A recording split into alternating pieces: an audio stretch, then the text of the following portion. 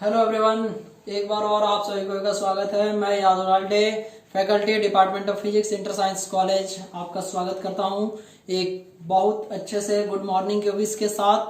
तो बच्चों, ये है आज का चैप्टर नंबर 5। क्या बोले? चैप्टर नंबर 5 इलेक्ट्रोस्टैटिक्स का यूनिट 1 का चैप्टर नंबर 5, जिसका नाम है इलेक्ट्रिकल कैपेसिटेंस। क्या बोले? Electrical capacitance. बहुत ही इंपॉर्टेंट यूनिट है बच्चों, और बस पेशेंस के साथ ये यूनिट देख लेना, मतलब ये चैप्टर को देख लेना, तो ये यूनिट आपका बहुत अच्छे से कंप्लीट हो जाएगा। ठीक है, तो सबसे पहले स्टार्ट करते हैं कि ये जो चैप्टर है हम लोग का कैपेसिटर के बारे है, कैपेसिटेंस के बारे है। ठीक है, चैप्टर स्टार्ट करने से पहले थोड़ा सा आपको सोचने का मौका देते हैं। आप अपने लेवल से सोच के जरा बताइए कि ये क्या होता होगा। शायद कैपेसिटेंस एक वर्ड आप लोगों ने अपने डेली लाइफ में काफी बार सुना होगा। कैपेसिटी, क्षमता, बोलते हैं ना, कितना कैपेसिटी, कितना क्षमता है, कितना ताकत है। तो उसी तरीके से आज हम लोग डिस्कस करने जाएंगे। आप बस ध्यान से स्टेबल होके इस वीडियो को सुनिए, पूरा देखिएगा, स्किप नहीं करना है, तो एकदम ध्यान से समझ में आएगा। और जैसा कि कल हम लाइव भी आए थे, आप जाके उसको भी देख सकते हो, उसमें काफी सारे क्वेश्चन आंसर हुए हैं। और वो वीडियो यदि आप पूरा देख लेते हैं तो मैं बताता हूँ आपको बहुत सारे नए नए टर्म जानने को मिलेंगे। वो एक क्वेश्चन आंसर सेशन था। तो सबसे पहले स्टार्ट करते हैं, कैपेसिटर क्या होता है। चैप्टर का नाम है इलेक्ट्रिकल कैपेसिटेंस। तो पहला टॉपिक है बच्चों, कैपेसिटर क्या होता है। कैपेसिटर, ध्यान से सुनने का चैप्टर है ये। ठीक है, capacitor is a device which is use to store charge. क्या बोले? एक ऐसा मशीन, एक ऐसा डिवाइस जो चार्ज को अपने अंदर स्टोर करता है, संग्रह करता है, उसे कहा जाता है कैपेसिटर। चलिए एक बार रिपीट करिए तो आप साथ में, और रिपीट करेंगे तो कमेंट बॉक्स में बताएंगे। सिर्फ वीडियो देख के नहीं चले जाना है, कमेंट में भी बताना है। मैं एफर्ट लगा रहा हूं तो आप भी कुछ एफर्ट लगाइए। एक आदमी के करने से कुछ नहीं होगा। जब तक आप खुद इंटरेस्टेड नहीं होंगे पढ़ाई को लेके, कोई आपको पढ़ा नहीं सकता है। तो यदि आप इंटरेस्टेड हैं तो कमेंट बॉक्स में जो जो पूछते हैं वो बताइएगा। ठीक है, कमेंट करने में आपको 2-4 सेकंड से ज्यादा समय नहीं लगता है, लेकिन उससे हमको ये पता चलता है कि yes, you are interested towards your studies, and that make me more energize. Okay, तो हम बोल रहे हैं, आप बस इसको रिपीट कीजिएगा, एक बार सुन लीजिए फिर रिपीट कीजिएगा। एक ऐसा मशीन जो चार्ज को स्टोर करता है उसे कहा जाता है कैपेसिटर। चलो बोलो तो। एक ऐसा मशीन जो चार्ज को स्टोर करता है, दैट इज कॉल्ड क्या? कैपेसिटर। और उसके अंदर जो क्षमता होता है स्टोर करने का, उसको कहा जाता है इलेक्ट्रिकल कैपेसिटेंस। एक छोटा सा एग्जांपल दे रहे हैं बच्चों। मान लो, सपोज करो कि ये एक छोटा सा बाल्टी है और ये एक बड़ा सा बाल्टी है। दोनों के अंदर मान लो 4 किलो में पानी भर रहे हैं। ठीक है, सपोज करो। ठीक है, दोनों के अंदर पानी भर रहे हैं। अब आप हमको बताइए, ठीक है, एक चम्मच है सपोज की, जो एक कढ़ाई है, क्या दोनों के अंदर अमाउंट सेम होगा या अलग अलग होगा? ठीक है, जैसे सपोज कीजिए, ठीक है, एक छोटा सा बर्तन है और एक बहुत बड़ा सा बर्तन है। ठीक है, और उसमें पानी को स्टोर करना है, एक छोटा गिलास और एक बड़ा गिलास है। ठीक है, तो वो जो पानी को जैसे स्टोर कर रहा है ना, तो उसी तरह एक ऐसा मशीन जो चार्ज को स्टोर करे उसको कहा जाता है कैपेसिटर। और ये जो प्रॉपर्टी होता है अपने अंदर चार्ज को स्टोर करने का, that is called electrical capacitance. और वो सबका अलग अलग होता है, वो डिपेंड करता है, साइज पे डिपेंड करता है, शेप पे डिपेंड करता है। जैसे देखो, मान लो यदि इसमें 1 लीटर आएगा तो बताओ क्या इसमें भी 1 ही लीटर आएगा? इसमें 5 लीटर आएगा, 10 लीटर आएगा। ये छोटा है, ये बड़ा है। ठीक है, इसमें कम चार्ज आएगा, इसमें ज्यादा चार्ज आएगा। ठीक है, दूसरा टॉपिक हो गया। अब हम आपको समझाएंगे कंडक्टर और इंसुलेटर। ये चीज हमसे अच्छा तरीका से शायद आपको पता होगा। बस एक बार अपना 10th क्लास का मेमोरी को याद कर लीजिए। और यदि आप जैक बोर्ड से पढ़े होंगे, यदि, तो हिंदी में इसको बोला जाता है, ठीक है, सुचालक और कुचालक। हिंदी में बोला जाता है सुचालक और कुचालक, कंडक्टर और इंसुलेटर। हम नहीं बताएंगे। और ये प्रश्न जो बच्चे खुद से जानते हैं और थोड़ा एनर्जेटिक होके जिन्हें पता है, कमेंट बॉक्स में मुझे बताइएगा कि यस सर मुझे पता था या हमें याद आ गया। हम आपको याद कराने का प्रयास करते हैं। ठीक है, आप बस कोशिश कीजिएगा, और यदि आपको याद आ जाता है तो कमेंट बॉक्स में मुझे बताइएगा। कंडक्टर और इंसुलेटर ऐसे मटेरियल्स या ऐसे सब्सटेंस, ठीक है, एक से करंट पास होगा और एक से करंट पास नहीं होगा। ठीक है, तो ध्यान से सुनिएगा। ठीक है, जिससे आपका करंट पास हो जाएगा, ठीक है। और मान लो नंबर 2 जिससे करंट, ठीक है, करंट डू नॉट पास, ठीक है। कमेंट बॉक्स में आपके कमेंट का इंतजार रहेगा, नंबर 1 को क्या कहेंगे और नंबर 2 को क्या कहेंगे। ऐसे मटेरियल, ऐसे सब्सटेंस जिससे, मान लो ये एक सब्सटेंस मान लो, और इससे यदि करंट पास हो रहा है तो इसका क्या नाम होगा, और यदि एक ऐसा सब्सटेंस जिससे करंट पास नहीं होगा उसका नाम क्या होगा। यदि आपको पता है तो आप कमेंट बॉक्स में मुझे बताइएगा, मैं प्रतीक्षा में रहूंगा आपका, ठीक है। वीडियो स्किप करने का गलती नहीं करना है, बोले ना धीरे धीरे आपको सब कुछ समझ में आने लगेगा, और आप खुद देखिए कि धीरे धीरे आपका लेवल फिजिक्स में कितना अच्छा हो रहा है। तो मैंने आपको क्या कहा कि वैसे सब्सटेंस जिससे करंट पास हो जाएगा दे आर कॉल्ड क्या, कंडक्टर, और जिससे आपका पास नहीं होगा करंट दे आर कॉल्ड क्या, इंसुलेटर, ठीक है। आपका कंडक्टर का बहुत सारा एग्जांपल है, आयरन, कॉपर, ये सब बहुत सारा एग्जांपल है, और इंसुलेटर का आपका एग्जांपल है ग्लास, रबर। लेकिन सबसे अच्छा कंडक्टर ऑब्जेक्टिव के लिए बच्चों बता देते हैं, इसको याद कर लेना, सिल्वर, ठीक है, इसको कहा जाता है चांदी, ठीक है। Silver is one of the best conductor, सबसे अच्छा, one of the best conductor, this is silver is one of the best conductor, ठीक है। तो इसको आप लोग ध्यान से देख लीजिएगा, ये ऑब्जेक्टिव के लिए है, silver is one of the best conductor. अब एक चीज आपसे पूछ रहे हैं, ध्यान दीजिएगा, पोटेंशियल का फॉर्मूला पढ़े थे, V बराबर 1/4πε0 Q/R, ये तो सब कोई पढ़े थे, ठीक है। तो मान लो यदि ये कांस्टेंट तो है ही, और मान लो ये भी कांस्टेंट है, तो ये दोनों के बीच डायरेक्ट रिलेशन होगा, तो लिख सकते हैं Q is directly proportional to V, Q is directly proportional to V, मतलब ये बढ़ेगा तो ये भी बढ़ेगा, और यदि ये घटेगा तो ये भी घटेगा। और प्रोपोर्शनलिटी साइन यदि कभी भी हटता है तो वहां पर क्या लगता है, एक कांस्टेंट। तो यहाँ पर हम लोग लिख देंगे Q बराबर CV, C for proportionality constant, capacitance, electrical capacitance कहेंगे इसको। तो Q बराबर CV, तो आप यहां से लिख सकते हैं C बराबर Q/V। ये एक नया डेफिनेशन आ गया इलेक्ट्रिकल कैपेसिटेंस का। क्या बोले बच्चों, Q is directly proportional to V, Q is directly proportional to V, proportionality sign हटाइएगा, Q बराबर CV, तो सिर्फ C बराबर Q/V, मतलब electrical capacitance is defined as the ratio of charge to the increase in its potential. एक बार और क्या बोले, electrical capacitance is defined as the ratio of charge to the increase in its potential due to given charge. तो बच्चों यहां से जैसे हमने लिख दिया C बराबर Q/V, कौन बताएगा इसका यूनिट क्या होगा, C बराबर Q/V।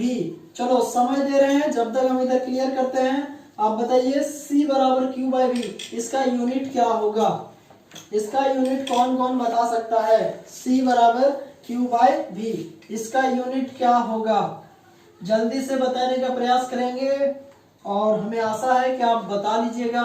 Q पर होता है चार्ज और V पर होता है पोटेंशियल, दोनों का यूनिट आपको यदि पता है आप तभी बता पाइएगा, ठीक है। वैसे इसको एक और नाम से भी डिनोट किया जाता है, तो थोड़ा जल्दी से, ठीक है।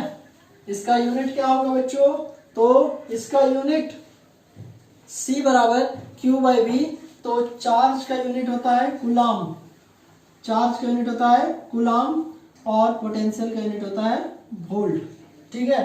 तो हो जाएगा CV का पावर -1, और एक नाम याद कर लो, इसको फैराड भी कहते हैं, एकदम ध्यान से, फैराड, फैराड, ठीक है। आप चाहे तो कूलाम पर वोल्ट भी लिख सकते हैं, और चाहे तो फैराड भी लिख सकते हैं। और इसका डायमेंशन यदि आप खुद से कैलकुलेट करेंगे तो आप चाहें तो इसका डायमेंशन निकाल सकते हैं, इतना ही आएगा, आप चाहें तो चेक भी कर सकते हैं। यूनिट फैराड, ठीक है, ध्यान से सुन लीजिएगा, फैराड।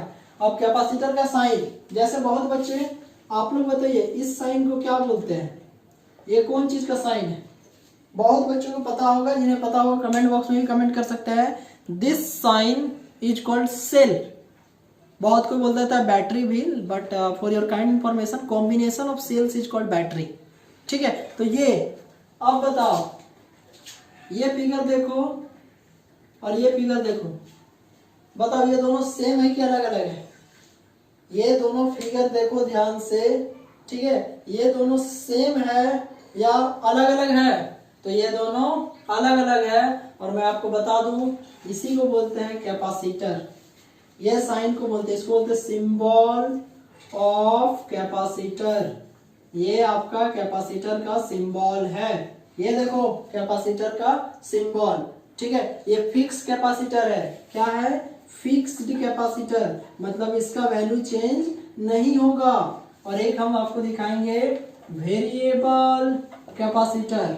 वेरिएबल कैपेसिटर, तो इधर देखो, ये जो है ये दोनों बराबर होना चाहिए। ये जो साइन दिख रहा है इसको बोलते हैं वेरिएबल कैपेसिटर। देखो इसको बोलते हैं फिक्स कैपेसिटर, ठीक है। ये तो भूलिए जाओ, ऊपर वाला भूल जाओ, ये बस आपको याद कराने के लिए था। छोटा बड़ा रहेगा तो सेल, और दोनों बराबर रहेगा तो then that is called capacitor. लेकिन ध्यान देंगे आप लोग, ठीक है, एक होता है फिक्स कैपेसिटर, मतलब इसका वैल्यू चेंज नहीं होगा और इसमें वैल्यू आपका चेंज होगा। तो ये था बच्चों आपका कैपेसिटर का बेसिक आइडिया। कैपेसिटर का यूज होता है आपका टीवी में होता है, फैन में होता है, कंप्यूटर में होता है, डिफरेंट इलेक्ट्रिकल अप्लायंसेस में होता है, ठीक है। वाइड रेंज आपका इसका कम्युनिकेशन सिस्टम में भी काफी ज्यादा कैपेसिटर का यूज होता है, ठीक है। तो अब थोड़ा सा फिर से हम आपको थोड़ा सा पीछे का चीज याद दिलाना चाहते हैं। पुराना टाइम में जो आपने पढ़ा है 10th क्लास के अप्रोक्स में, दो चीज, एक सीरीज कॉम्बिनेशन और पैरेलल कॉम्बिनेशन। जितने बच्चे पढ़े हैं वीडियो को लाइक कर देंगे।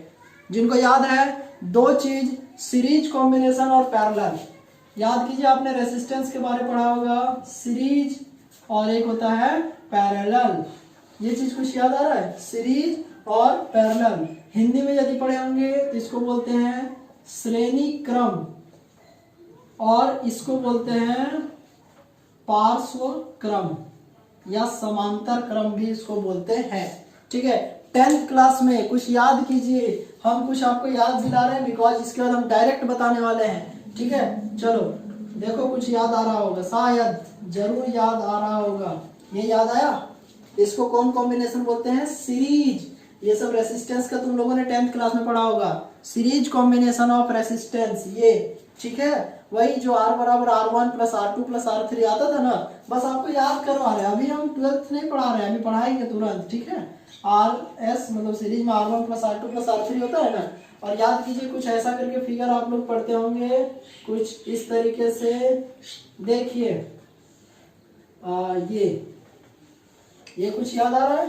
It is called parallel combination. और इसमें आप पढ़ते थे 1/RP पैरेलल, मतलब 1/R1 plus 1/R2 plus 1/R3। ये सब कुछ याद आ रहा है ना? 10th क्लास का बात है, भूलना नहीं है। थोड़ा सा पीछे जाके हम लोग को बस देखना है, ठीक है।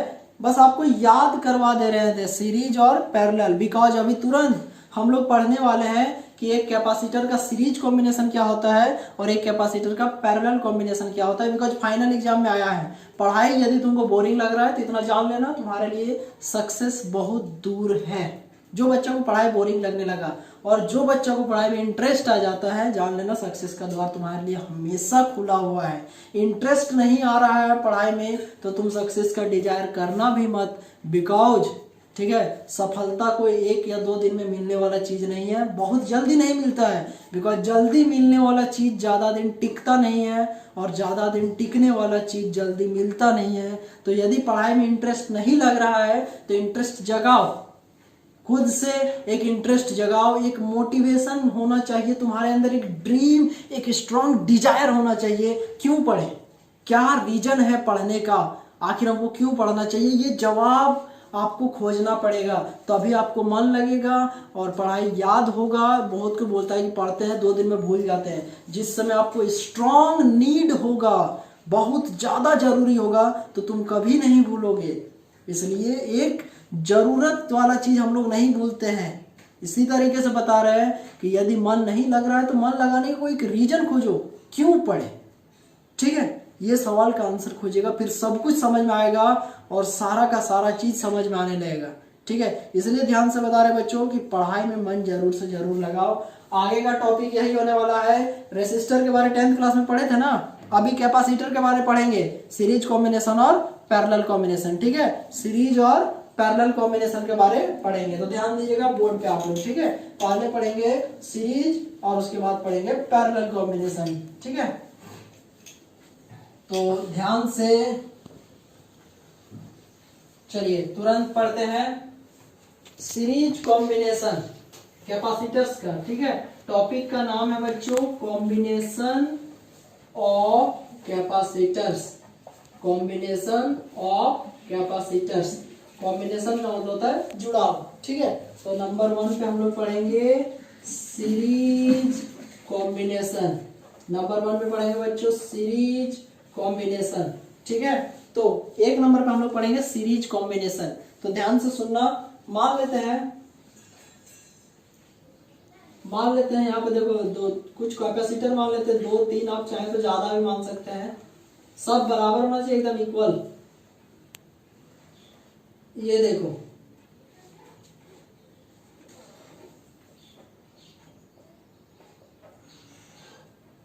हाँ, तो एकदम ध्यान से देखिएगा बच्चों, ठीक है। इधर थोड़ा सा हम एक्सटर्नल सोर्स के लिए अटैच कर देते हैं। ये आपका अर्थिन है, ठीक है। तो सबसे पहले मान लेते हैं 3 गो कैपेसिटर है, इसका नाम लेते हैं मान C1। चलो 2 को बताओ, अब अपने से बताओ, जल्दी से बताओ। और यदि बता लोगे तो वीडियो को लाइक जरूर कर देना, और चैनल पे नए हो तो सब्सक्राइब कर देना और बेल आइकन को प्रेस कर देना, ताकि आने वाले वीडियोज को नोटिफिकेशन आपके पहुंचते रहे। ये C1, ये C2, तो जाहिर सी बात है ये वाला हो जाएगा C3। और इस 2 पॉइंट मान लेते हैं, यहाँ पर पॉइंट A है और यहाँ पर पॉइंट B है, ठीक है।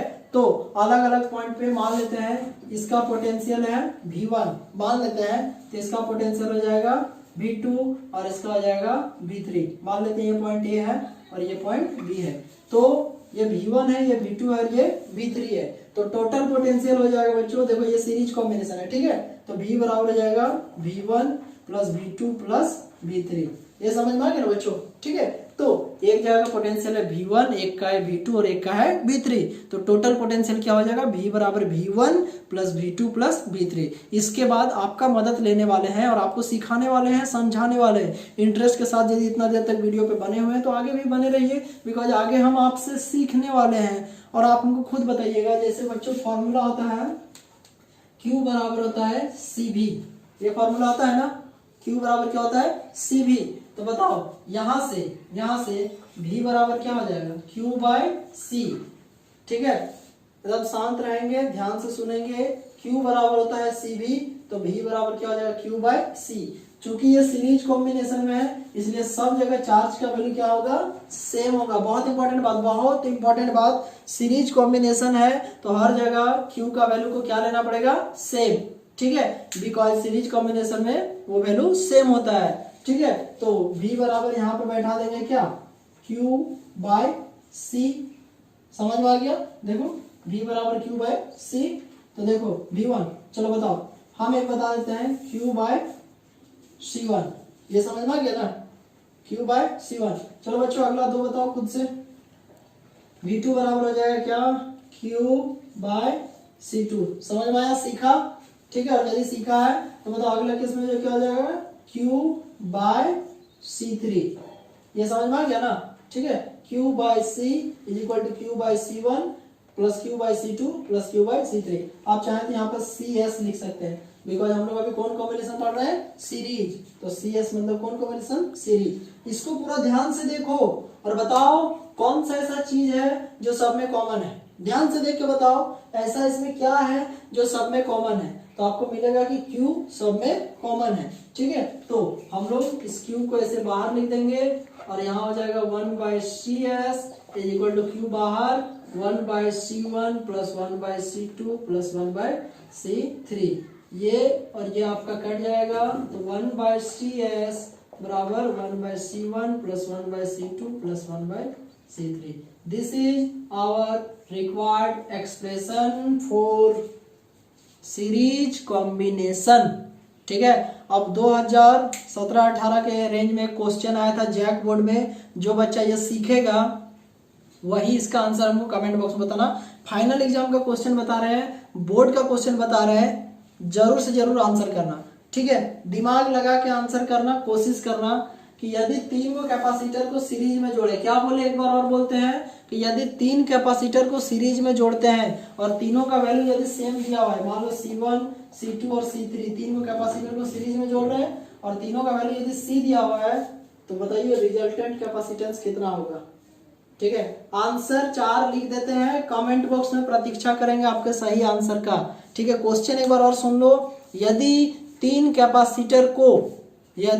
कैपेसिटर सब का वैल्यू C है, मतलब C1, C2, C3 नहीं, C, तीन को कैपेसिटर है, तीनों को सीरीज में जोड़ा गया है, तो उसका सीरीज कॉम्बिनेशन में फाइनल कैपेसिटेंस क्या होगा। और आंसर हम आपको 4 ऑप्शन देते हैं, आप हमें कमेंट करके बता दीजिएगा कि सही आंसर क्या होगा। तो सही आंसर हो जाएगा 3/C या C/3 या यहाँ पर 3C या डी ऑप्शन है 6C। इस 4 में से कोई एक आंसर होगा। क्वेश्चन है कि ये जो 1/C1 है, 1/C2 है, 1/C3 है, सब का वैल्यू C दिया हुआ है। ये फाइनल एग्जाम का क्वेश्चन है। ऑप्शन दे दिए 3/C, C/3, 3C और 6C। कमेंट बॉक्स में प्रतीक्षा करेंगे आपके उत्तर का। ठीक है, और ये था हम लोग का सीरीज कॉम्बिनेशन। एक बार और बता देते हैं, ठीक है, एकदम ध्यान से सुनना। एक बार और बताते हैं व्हाट इज सीरीज कॉम्बिनेशन। मान लो तीन कैपेसिटर है, सीरीज में जोड़े हैं, तो यहाँ का कैपेसिटेंस है C1, इसका है C2 और इसका है C3, और यहाँ का पोटेंशियल है V1, इसका है V2 और इसका है V3। तो जैसा कि हम लोग जानते हैं पोटेंशियल एक स्केलर क्वांटिटी है, तो उसको हम लोग लीनियरली जोड़ सकते हैं। तो B बराबर V1 plus V2 plus V3। तो जैसा कि हम लोग जानते हैं फॉर्मूला होता है Q बराबर CV, तो V बराबर क्या, Q/C। सीरीज कॉम्बिनेशन में Q का वैल्यू सब जगह सेम होगा, तो Q/CS बराबर Q/C1 plus Q/C2 plus Q/C3। सब में Q है, काट देंगे दोनों साइड से। ठीक है, तो 1/CS बराबर 1/C1 plus 1/C2 plus 1/C3। This is called our series combination. This arrangement is called series combination and this is our required expression. अब तुरंत बच्चों हम लोग क्या पढ़ने वाले हैं, अब पढ़ने वाले हैं पैरेलल कॉम्बिनेशन। ठीक है, अब हम लोग पढ़ेंगे या देखेंगे कि पैरेलल कॉम्बिनेशन में यदि कुछ रेसिस्टर्स को जोड़ते हैं, मान लेते हैं अभी हम आपको 3 ही बोलेंगे, तो पैरेलल कॉम्बिनेशन में रेसिस्टर्स को जोड़ने पे क्या वैल्यू आता है। ठीक है, तो देखिए ध्यान से।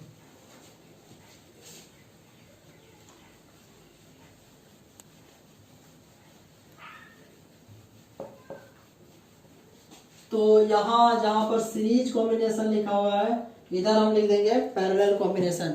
नेक्स्ट क्लास जो इसके बाद वाला क्लास होगा बच्चों, बहुत इंपॉर्टेंट होगा, बिकॉज फाइनल एग्जाम में क्वेश्चन आया था जब हमने एग्जाम दिया था कि किसी कैपेसिटर के अंदर कितना एनर्जी होता है, कौन सा फॉर्मूला होता है एनर्जी का, कि किसी कैपेसिटर के अंदर कितना एनर्जी होगा, ये आप एक बार में निकाल सकते हैं along with the help of formula. तो नेक्स्ट वीडियो बहुत ज्यादा इंपॉर्टेंट होने वाला है। 3 मार्क्स का क्वेश्चन जब हम एग्जाम लिखे थे बोर्ड का, तब भी पूछा था कि किसी कैपेसिटर के अंदर कितना एनर्जी होता है। नेक्स्ट वीडियो में वही बताने वाला हूं, इसलिए नेक्स्ट वीडियो का बहुत ज्यादा आप इंतजार करेंगे और उसको जरूर से जरूर देखेंगे। अभी आइए बात करते हैं कि पैरेलल कॉम्बिनेशन क्या होता है। पैरेलल कॉम्बिनेशन क्या होता है, तो मान लेते हैं कि यहाँ पर कुछ कैपेसिटर है, जैसे मान लीजिए एक कैपेसिटर ये है, ठीक है, एंड उसके बाद एक कैपेसिटर ये मान लेते हैं, और एक कैपेसिटर हो गया आपका ये। ठीक है, तो सबका हम नाम दे देंगे।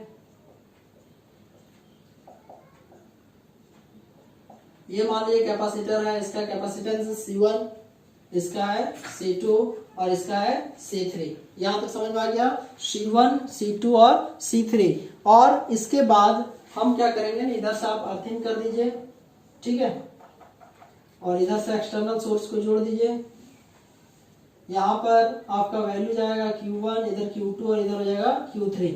और मान लेते हैं ये दोनों पॉइंट के बीच का जो पोटेंशियल डिफरेंस है यहाँ से यहाँ तक, ठीक है, वो जो पोटेंशियल डिफरेंस है उसको हम लोग भी मान लेंगे, सिंगल पोटेंशियल होगा। ठीक है, तो टोटल जो चार्ज होगा यहाँ से वो क्या होगा, इफेक्टिव चार्ज Q बराबर, मान लेते हैं कि यहाँ से यदि Q जा रहा है, ठीक है, तो इधर मान लेते हैं Q1, यहाँ पर हो जाएगा Q2 और इधर हो जाएगा Q3, 3 हिस्सा में बढ़ जाएगा। ठीक है, तो Q बराबर लिख सकते हैं Q1 plus Q2 plus Q3, ऐसा लिख सकते हैं ना, ठीक है। Q बराबर Q1 plus Q2 plus Q3। अब तुम एक बच्चा लोग फॉर्मूला जानता है, Q बराबर होता है ना CV, पढ़ाए थे ना अभी तुरंत, ठीक है। तो Q बराबर लिख देंगे CV। अब देखना बच्चा, यहाँ भी हो जाएगा CV और यहाँ भी हो जाएगा CV और यहाँ भी हो जाएगा CV, लेकिन देखना भी चेंज नहीं करेगा बिकॉज ये सेम है। तो यहाँ पर हो जाएगा C1 भी, यहाँ पर हो जाएगा C2 भी और यहाँ पर हो जाएगा C3 भी, और यहाँ पर लिखेंगे P। कौन बताएगा यहाँ पर हमने P क्यों लिखा? वहां पर लिखे थे S बिकॉज वो था सीरीज कॉम्बिनेशन, और यहाँ पर हमने लिखा P because this is parallel combination. तो CPV बराबर C1V plus C2V plus C3V। Potential difference दो इंड के बीच में यहाँ पर कांस्टेंट है, सेम है, इसीलिए हमने यहाँ पे हर जगह भी लगा दिया। तो CPV बराबर C1V plus C2V plus C3V। ध्यान से देखो और बताओ ऐसा कौन सा चीज है जो इसमें बिल्कुल कांस्टेंट है, जो सब में आ रहा है। ध्यान से देखो और बताओ यहाँ पर ऐसा कौन सा चीज है। तो जहां तक मेरा कैलकुलेशन है शायद भी जो है वो सब में आ रहा है, तो भी फिर यहाँ से आ जाएगा C1 plus C2 plus C3, ठीक है। ये भी और भी दोनों साइड से कैंसल आउट हो जाएगा, तो आपका बच जाएगा CP मतलब कैपेसिटेंस इन पैरेलल बराबर C1 plus C2 plus C3। तो ये था एक्सप्रेशन फॉर पैरेलल कॉम्बिनेशन। तो ध्यान से बच्चों एक बार और बता रहे हैं, वीडियो को एकदम ध्यान से देख लीजिएगा, शुरू से बता देते हैं। तो ये आपका पैरेलल कॉम्बिनेशन है, 3 कैपेसिटर माने हैं, आप चाहे तो ज्यादा भी मान सकते हैं, मिनिमम 2 मानना पड़ेगा, ठीक है। तो 3 कैपेसिटर है, एक का कैपेसिटेंस C1 है, एक का C2, एक का C3 है। इधर से चार्ज डिस्ट्रीब्यूट हो रहा है Q1 Q2 Q3। मान लेते हैं कि दोनों के बीच का जो पॉइंट के बीच का पोटेंशियल डिफरेंस वो कांस्टेंट है, वो है V। तो जैसा कि हम लोग जानते हैं Q बराबर Q1 plus Q2 plus Q3, तो फॉर्मूला होता है Q बराबर CV। तो यहाँ पर CPV लिखे बराबर C1V plus C2V plus C3V। V1 V2 V3 इधर नहीं होगा बिकॉज दो जगह के जो 2 पॉइंट के बीच में पोटेंशियल डिफरेंस कांस्टेंट है। तो आपका हो जाएगा V कांस्टेंट बाहर, CP बराबर इधर B बाहर, C1 plus C2 plus C3, ये दोनों कैंसिल आउट हो जाएगा। CP बराबर C1 plus C2 plus C3। एक चीज आपने गौर किया, 10th क्लास में जो रेसिस्टेंस के बारे में पढ़े थे, तो उसका जो सीरीज में आंसर आया था वो इसका पैरेलल में आया, और उसका जो पैरेलल में पढ़े थे वो इसका सीरीज में आया। तो बच्चों ये था आपका आज का क्लास। यदि आपको पसंद आया होगा तो वीडियो को लाइक करेंगे, चैनल पर नए हैं तो सब्सक्राइब करके बेल आइकन को प्रेस कर देंगे। और लाइव स्ट्रीम में बहुत सारा क्वेश्चन आंसर हुआ था, वो भी देख लीजिएगा। नेक्स्ट वीडियो बहुत ज्यादा इंपॉर्टेंट है बिकॉज ये चैप्टर अब समाप्त होने वाला है कुछ ही दिन में। तो आप हर वीडियो को बहुत ज्यादा ध्यान से इसलिए देखिए बिकॉज बहुत जल्दी अब हम लोग फाइनल एग्जाम का क्वेश्चन को डिस्कस करेंगे। जैसे नेक्स्ट क्लास में ही हम आपको बताएंगे, जब मैंने एग्जाम लिखा था तब एक क्वेश्चन आया था कि किसी कैपेसिटर के अंदर यदि मान लीजिए कैपेसिटर है तो इसके अंदर कितना एनर्जी स्टोर हो सकता है, ठीक है। तो नेक्स्ट क्लास के लिए एक्साइटेड रहिए, और आज का वीडियो यहीं तक था। Stay home, stay safe, thank you very much to all of you. घर में सबको पढ़ाई करना है, और याद कीजिएगा कुछ देर पहले वो क्वेश्चन पूछे थे उसका आंसर कमेंट बॉक्स में जरूर कीजिएगा। Thank you.